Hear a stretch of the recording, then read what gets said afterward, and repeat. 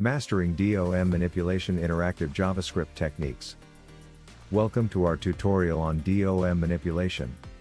Today, we'll dive into the world of JavaScript and learn how to interact with HTML elements dynamically. Today, we're going to explore the powerful concept of DOM manipulation using JavaScript. But first, let's understand what the DOM is. The Document Object Model, or DOM, represents the structure of HTML documents. It allows us to access and manipulate HTML elements using JavaScript.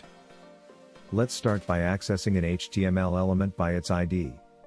This is one of the most common ways to interact with elements in the DOM. Now, let's see how we can manipulate the styles of HTML elements dynamically. Creating new elements. Sometimes, we need to dynamically create new elements and add them to our web page. Let me show you how. And there you have it. Folks, with these techniques, you can take your web development skills to the next level. Don't forget to practice and experiment with different DOM manipulation methods. Thanks for watching, and we'll see you in the next video.